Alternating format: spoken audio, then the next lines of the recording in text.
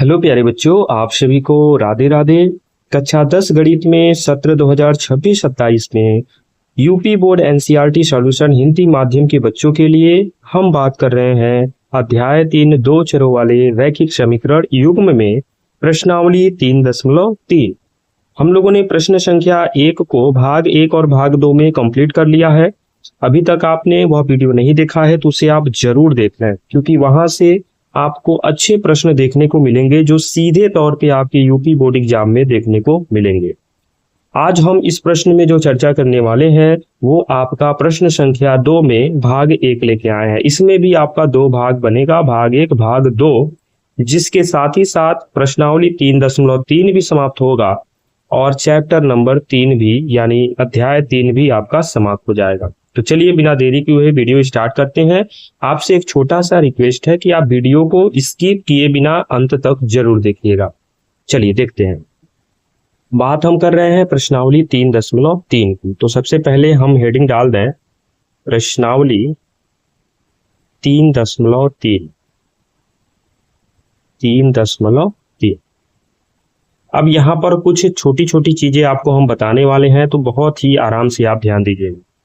3.3 में पहला क्वेश्चन है, निम्न समस्याओं में रैखिक समीकरण के युग्म बनाइए और उनके हल आप लोग विलोपन विधि से ज्ञात कीजिए। तो मैं आपको पुनः आपको यह एहसास दिला दूं कि आपके एग्जाम में कभी भी विधि का नाम नहीं लेता है। आपसे जो भी प्रश्न दे रहेगा वहां पर डायरेक्ट कहेगा कि इस प्रश्न का हल ज्ञात कीजिए। तो आप लोग जिस विधि से करना चाहें उस विधि से हल करेंगे, लेकिन मैं आपको बता दूं प्रतिस्थापन और विलोपन में विलोपन आसान होता है तो आप विलोपन का प्रयोग कर सकते हैं, बाकी आप अपने इच्छा अनुसार देखेंगे। इस प्रश्न का हल क्या रहने वाला है, चलिए देखते हैं। यदि हम अंश में 1 जोड़ दें, हर में 1 घटा दें तो भिन्न 1 में बदल जाती है, और यदि हर में केवल 1 जोड़ देते हैं तो भिन्न 1/2 हो जाती है। तो भिन्न क्या होगी? तो सबसे पहले भिन्न के लिए हमको अंश हर चाहिए, तो उनको मान लेते हैं। माना भिन्न का अंश जो हमारा भिन्न बनेगा उसका जो अंश है उसको हम लोग मान लेते हैं x, और हर को हम लोग मान लेते हैं y। तो इस तरह से हमको भिन्न मिल जाएगा, और वो भिन्न हमको क्या मिलेगा, x/y। फिर इसके बाद एक छोटा सा हेडिंग डालेंगे और प्रश्न को सॉल्व करना शुरू करेंगे। हेडिंग क्या होगा, प्रश्नानुसार। अब देखिए प्रश्न को हल करना शुरू कर रहे हैं।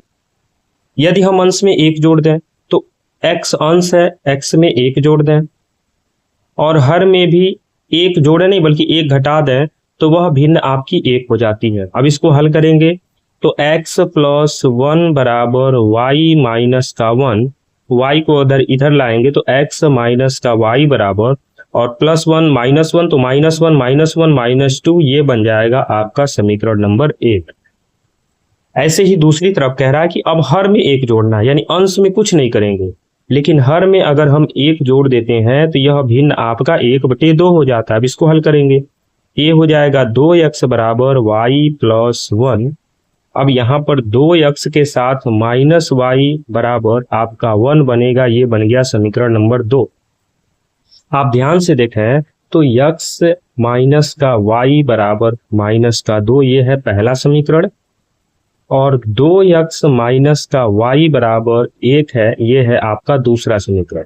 दोनों समीकरण में आप ध्यान से देखेंगे तो y का गुणांक समान है और चिन्ह भी समान है। जब चिन्ह समान होता है तो घटाते हैं, लिख देंगे घटाने पर, और जब घटाइएगा ना तो ये माइनस हो जाएगा, माइनस प्लस हो जाएगा, और ये माइनस, y से y कैंसिल। 2x में से 1 x घटेगा तो 1 x बचेगा, 2x बड़ा है, माइनस है तो यहाँ भी माइनस, -2 -1 -3 हो जाएगा, माइनस से माइनस कट जाएगा, x का मान आपको सीधे सीधे तौर पे क्या दिख जाएगा, 3। अब इसी को किसी भी समीकरण में रख दीजिए, 1 में ही रख दीजिए। तो समीकरण 1 में x = 3 रखने पर, x = 3 रखने पर, अब समीकरण 1 आपके सामने है x - y, यानी 3 - y बराबर -2, माइनस का y बराबर -2 -3, माइनस का y बराबर -5, माइनस से माइनस कैंसिल, y का मान आपको सीधे तौर पे क्या दिख जाएगा, 5। अब आपको कुछ नहीं करना है, भिन्न निकालना है, लिख देंगे अतः जो हमने भिन्न माना था शुरू में वो अंश बटे हर यानी x बटे वाई था। x का मान निकल गया है कितना 3 और y का 5, तो जो भिन्न हमारा होगा वो 3/5 होगा इस प्रश्न का आंसर। ये था आपका पहला इबारती प्रश्न। और अंश और हर से संबंधित आपके एग्जाम में प्रश्न आने की जो कह सकते हैं प्रोबेबिलिटी है, संभावना है, वो आपके 60% है। तो 60% आपका संभावना है कि यह ऐसे प्रश्न आपके एग्जाम में देखने को मिलेंगे। अगले प्रश्न की ओर बढ़ते हैं और इस प्रश्न का हल क्या रहने वाला है अब देखिएगा। ये आयु वाले प्रश्न है और आयु वाले प्रश्न का एग्जाम में आने की जो संभावना होती है वो 70% के तकरीबन होती है। तो इसी हिसाब से आप लोग इसको ध्यान से देखेंगे। 5 वर्ष पूर्व नूरी की आयु सोनू की आयु की 3 गुनी थी। 10 वर्ष पश्चात नूरी की आयु सोनू की आयु की 2 गुनी हो जाएगी। तो नूरी की आयु सोनू की आयु क्या क्या है, तो दोनों की आयु को मान लेते हैं। माना नूरी की आयु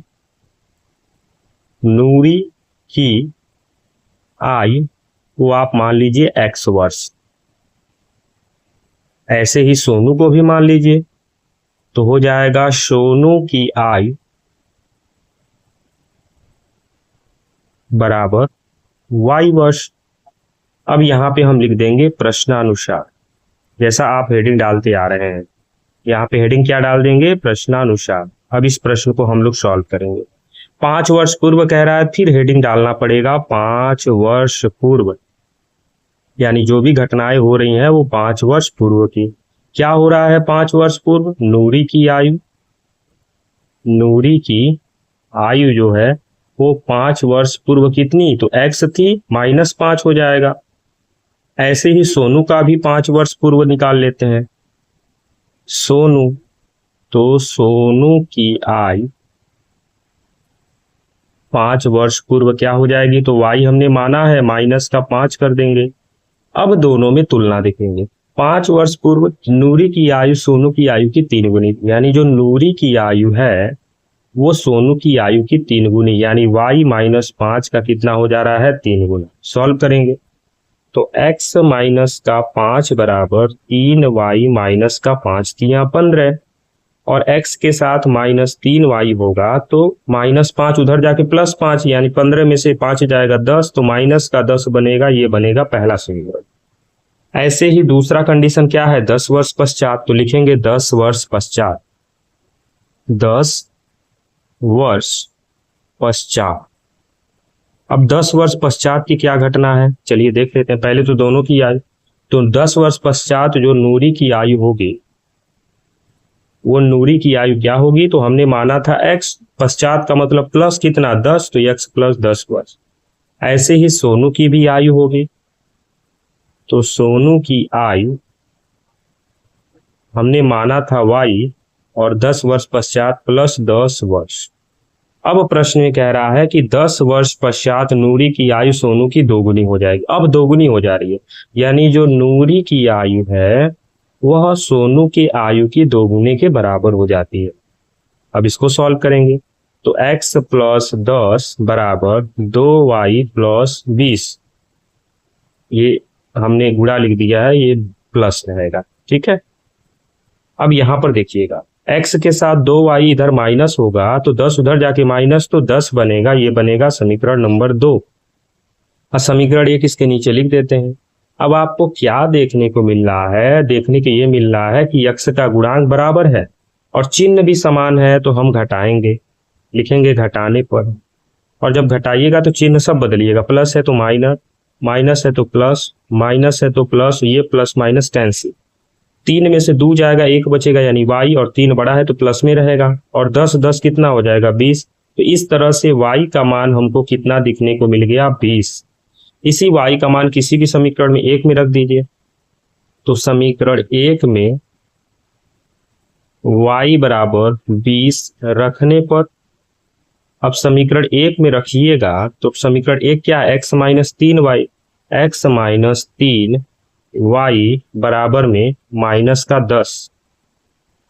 अब यहाँ x माइनस का 20 × 60 बराबर -10, तो x बराबर -10 + 60 हो जाएगा।